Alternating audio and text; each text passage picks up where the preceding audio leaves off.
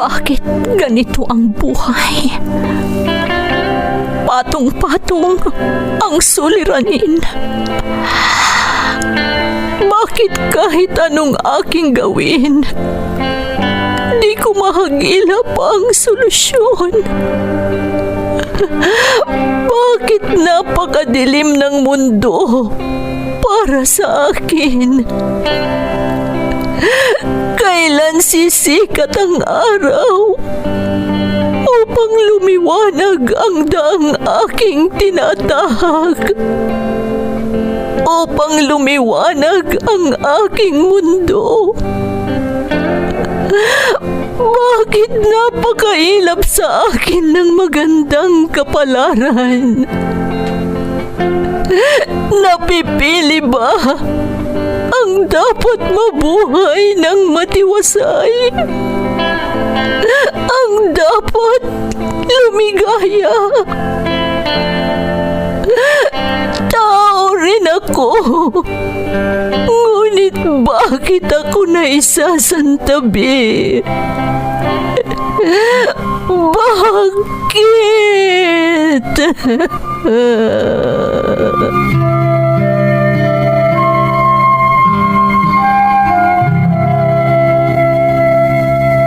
Puno ang mundo ng suliranin. Ang solusyon, umaapaw din. Sa bawat pagpatak ng luha, katumbas nito ay ligaya. Sa tuwing sasapit ang gabi, darating ang bagong umaga. At sa tuwing tayo ay nadarapa, sa ating pagtingala, may malalakas na bisig na handang humatak sa ating muling pagtindig. Bakas ng lumipas.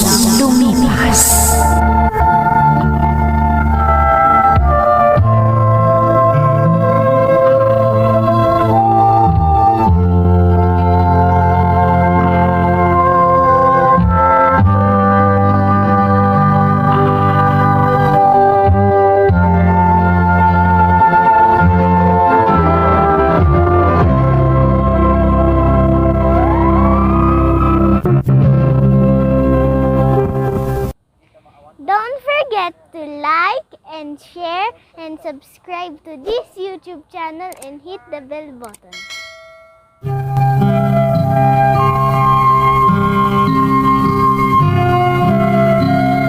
Magandang araw sa inyong lahat. Ang kwentong bibigyan natin ng buhay ngayon ay hango sa kwentong ipinadala ni Erning na nasa Taiwan. Ganito ang nakasaad sa kanyang sulat. Dear Ate Emmy, itago nyo na lang ako sa pangalang Erning.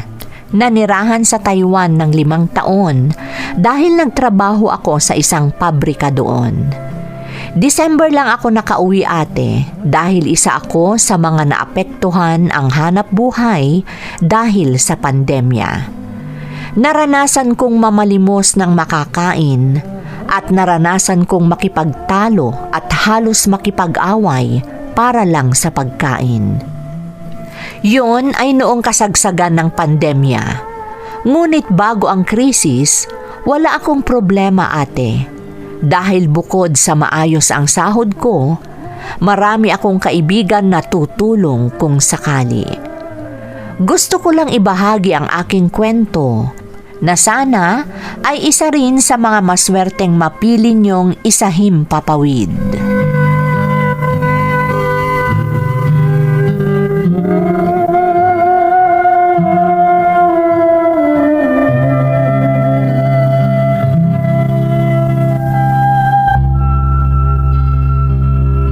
Kumusta anak? Kumusta ang trabaho mo? Talagang kahit anong gawin ko, Nay. Nahihirapan akong mag-ipon. Napakaliit na nga ng sweldo. Wala pang benefits para sa mga empleyadong gaya ko. Ganyan talaga anak. Magpasalamat ka na lang at may trabaho ka. Hindi ka gaya ng iba dyan. Hindi talaga makahanap ng trabaho. Nay, Tingnan mo yung anak ng kapitbahay natin. Nakapagtapos nga, pero di pa rin siya nakakuha ng trabaho. Samantalang ikaw, wala kang natapos na kurso, pero may trabaho ka naman agad. Maliit nga lang ang sweldo. At hindi stable ang trabaho ko dahil wala kaming benefits. Hindi bale at nagbabayad ka naman ng mga benefits mo.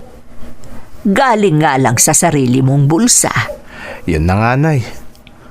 Laking ginhawa sana kung may bahagi ang kumpanyang pinagtatrabahuan ko. Malaki din ang maitutulong sa akin nun.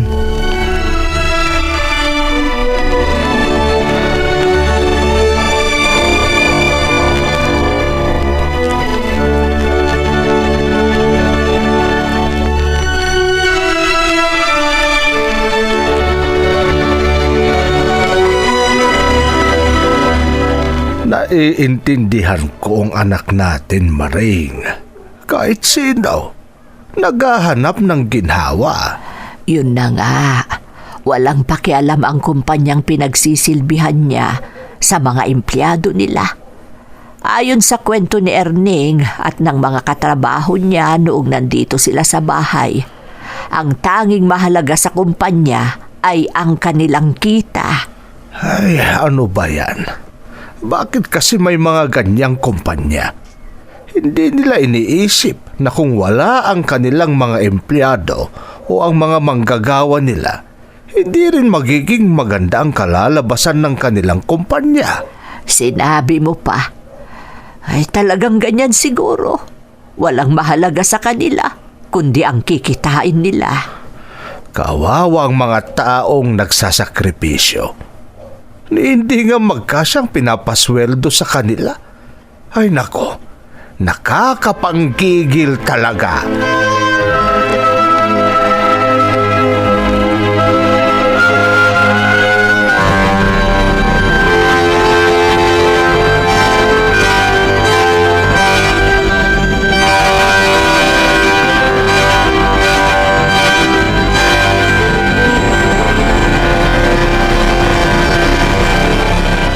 Ano ang alam mong makabubuti sa'yo, yun ang gawin mo, Erning.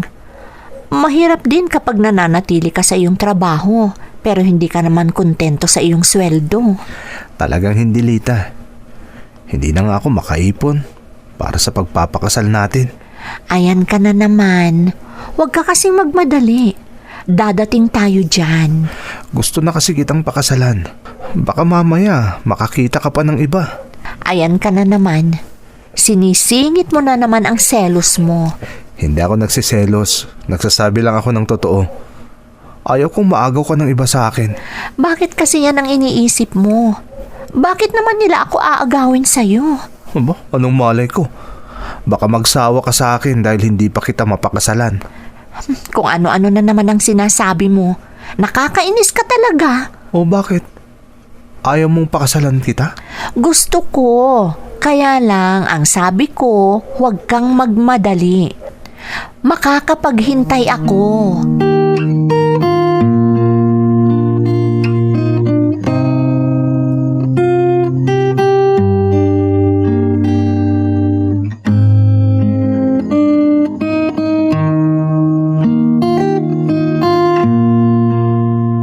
Anong sabi mo, Erning? Hihingi sana ako ng tulong, tay. Gusto kong mangibang bansa. Ano? Nagsasawa na ako dito sa Pilipinas, tay. Walang magandang mangyayari sa akin dito. Puro na lang hirap ang dinaranas ko dito. Ay, saan ba ang plano mong puntahan kung sakali? Nag-usap kami ng isa kong katrabaho, tay. May job opening daw sa Taiwan bilang factory worker. Sigurado ka na ba sa desisyon mo, anak? Opo, tay. Gusto kong makaahon sa hirap. Walang mangyayari sa akin pag nandito lang ako sa Pilipinas. Hindi ako aasenso rito. Kaya gusto kong mag-abroad.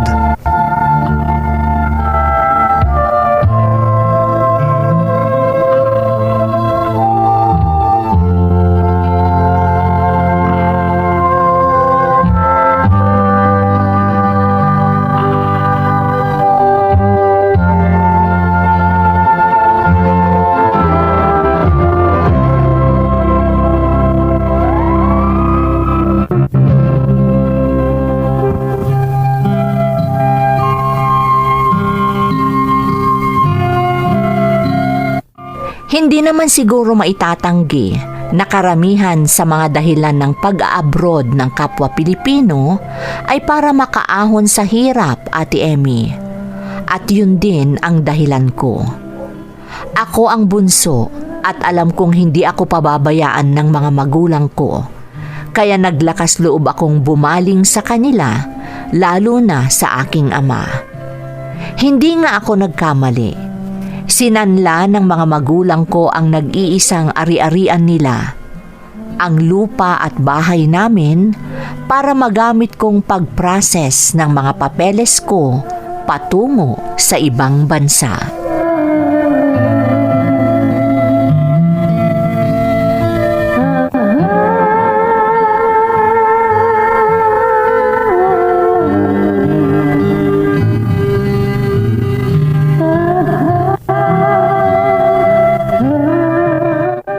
Matutuloy ka na talaga, Ernie.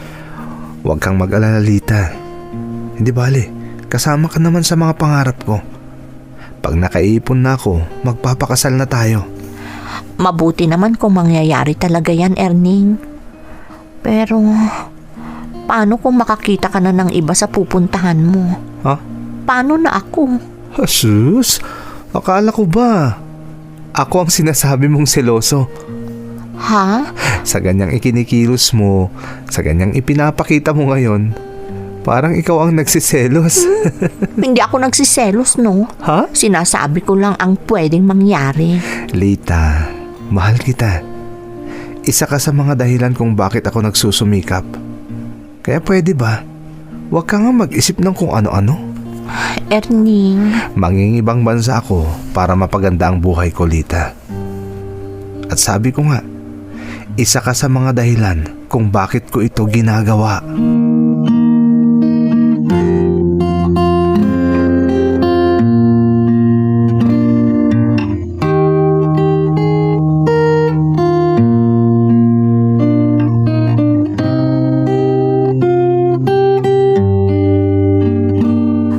Anak, kailangan mo nang pumunta sa lungsod mamayang gabi dahil bukas na ang flight mo.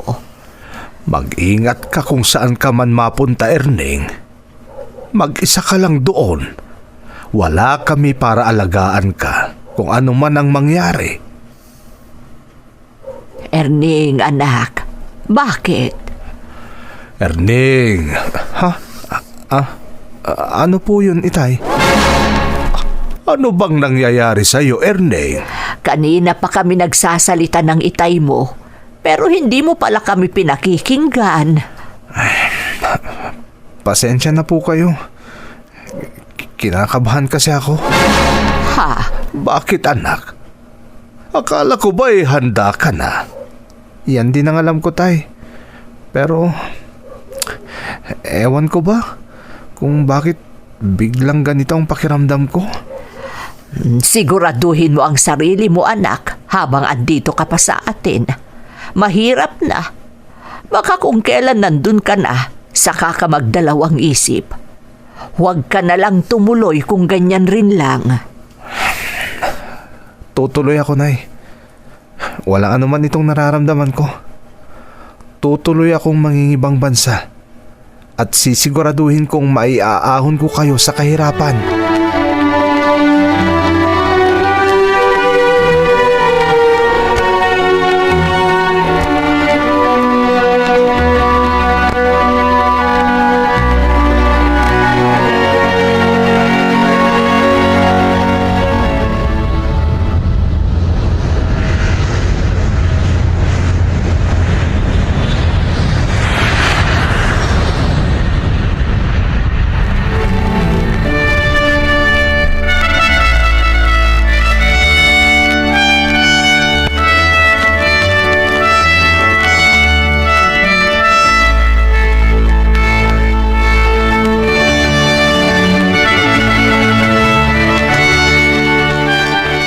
Ibang ipadadala ko sa'yo, iba rin ang para sa magulang ko.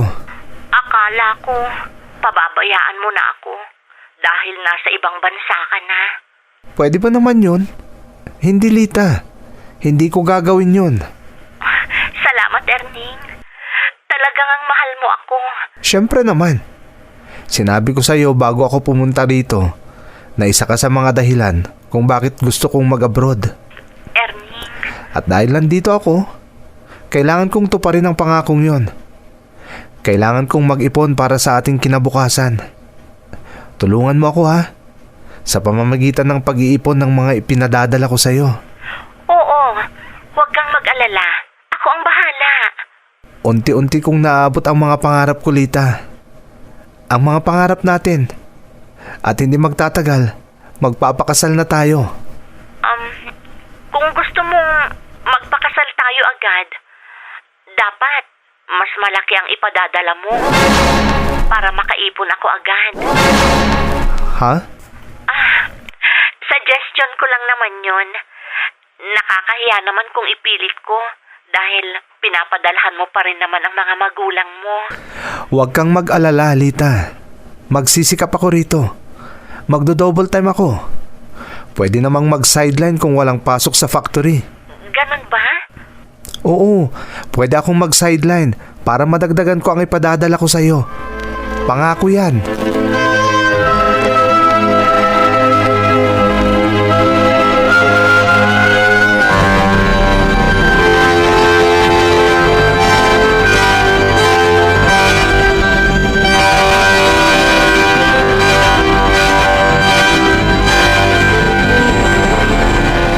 Mag-iwan ka din dyan ng para sa iyo, anak.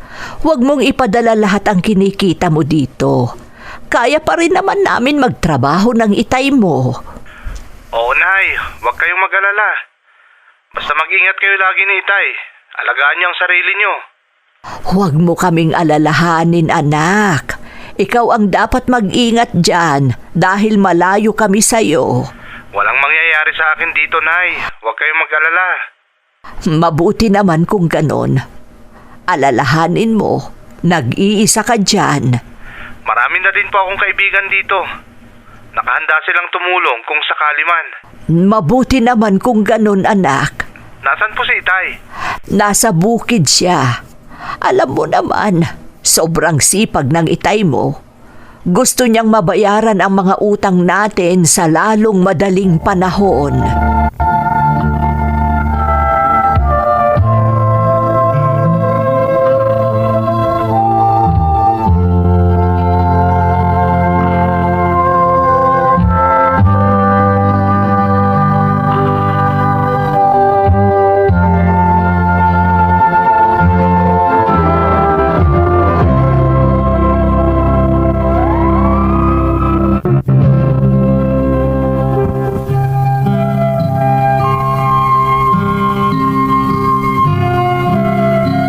Noong una, talagang tinamaan ako ng matinding pananabik sa mga mahal ko sa buhay na naiwan ko sa Pilipinas, Ate Emmy. Pero tiniis ko hanggang sa unti-unti akong nasanay. Hindi ko sinabi sa mga magulang ko na sumasideline ako para lang madagdagan ang pinapadala ko kay Lita. Halos nakatatlong sideline ako. Nagtitiis lang ako ng 2 o 3 oras na tulog para mas mabilis at mas marami akong maipadala kay Lita. Hanggang sa malapit nang matapos ang kontrata ko.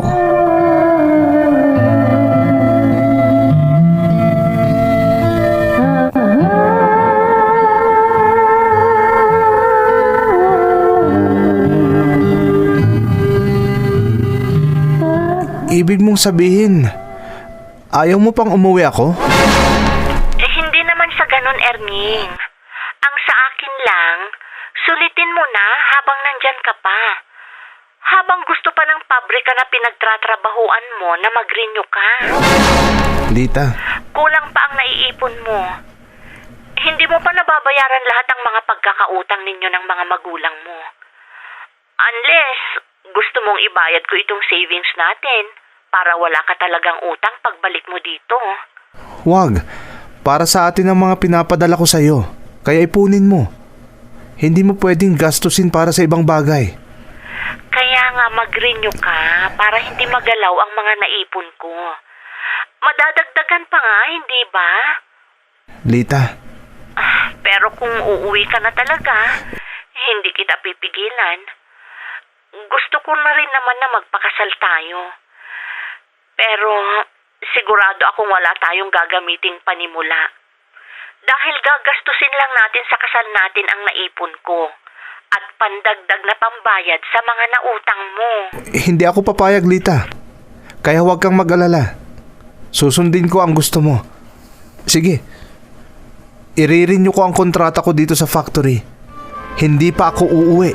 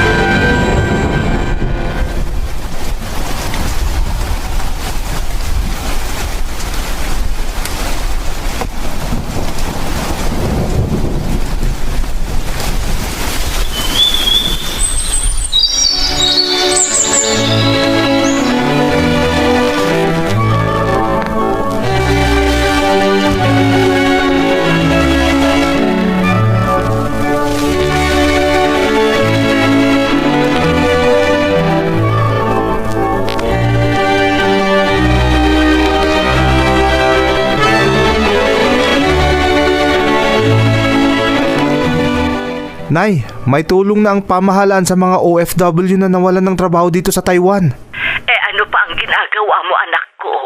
Umuwi ka na at libre na yan. Talaga, Nay. Hindi na baling makwarantin ako pagdating ko sa Pilipinas.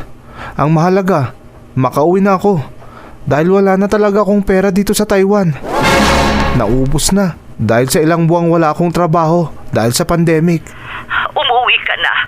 Baka mamaya wala nang tulong na ibigay ang pamahalaan. Oo, Nay. Uuwi na talaga ako dyan sa Pilipinas.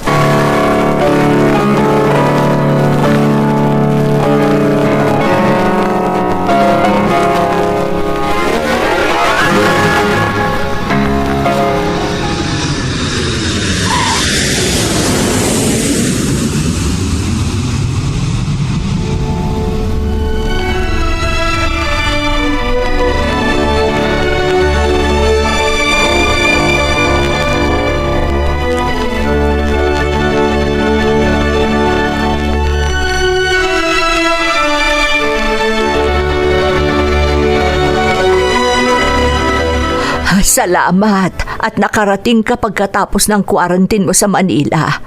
Salamat at nakarating ka ng matiwasay, anak. Masaya rin akong makita kayo, Nay. Si Itay.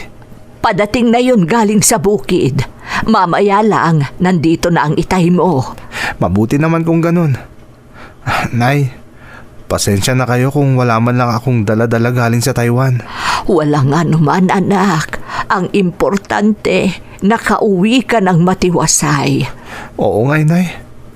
Pero may mga kasama ako sa Taiwan na nakapitan ng sakit. Nakakatakot dahil walang mag-aasikaso sa kanila. Para silang mga hayop na dadalhin na lang sa isolation facility. Ano? Ganyan ang sitwasyon doon, Nay. Oh, andyan na pala si Itay. Padating na siya.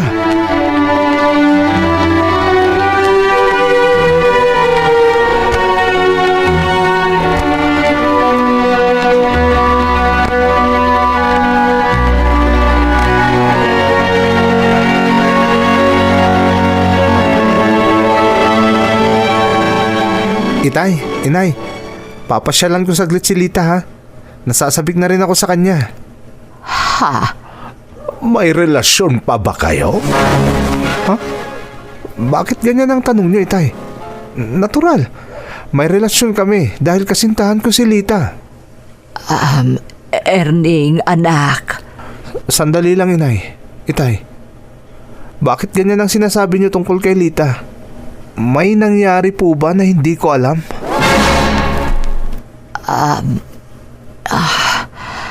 May kinakasama na si Lita.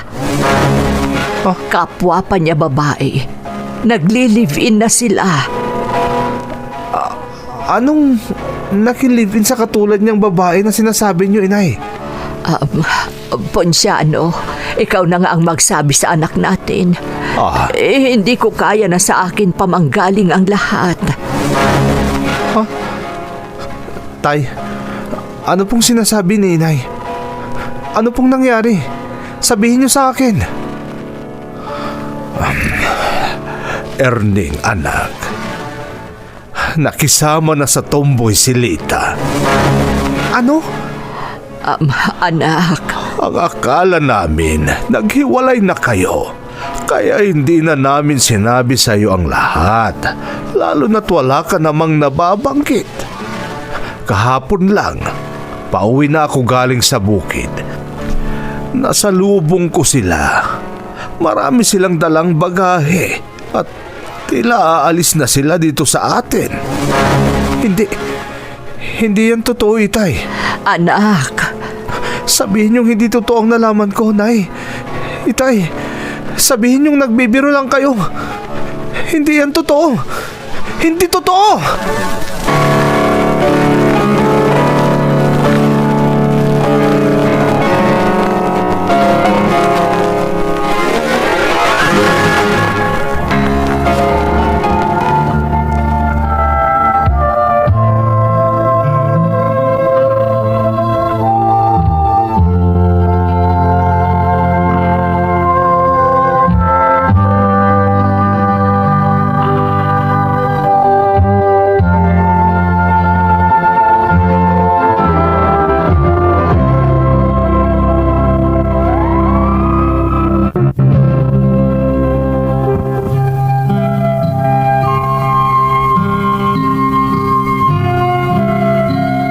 Maliban sa parang lumubog ako sa kinatatayuan ko, para akong binagsakan ng langit dahil sa nalaman ko, Ate Emmy.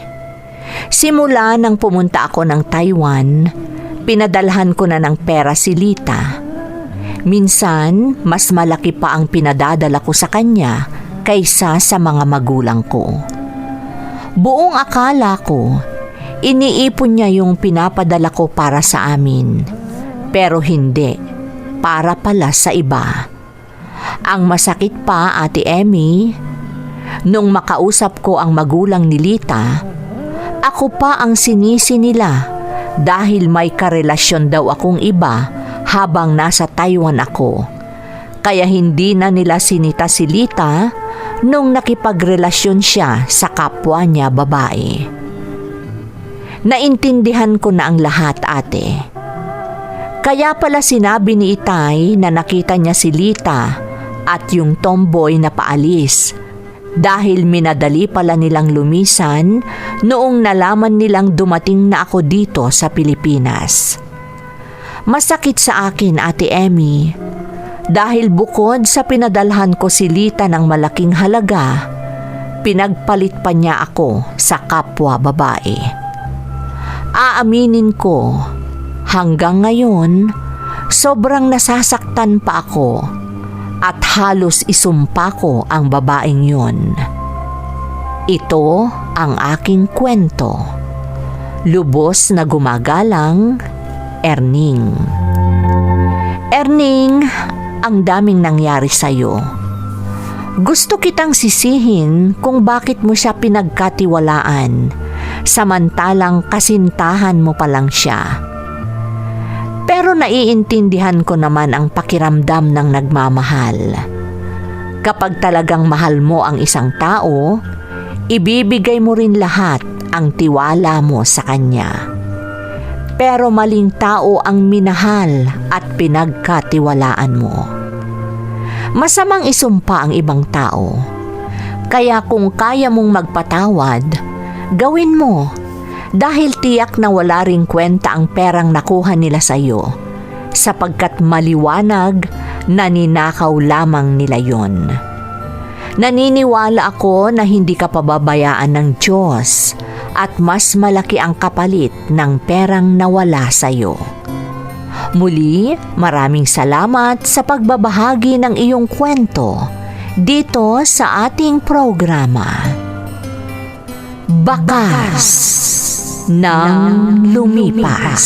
Di man bubura sa isipan ang mga pagsubok na karanasan.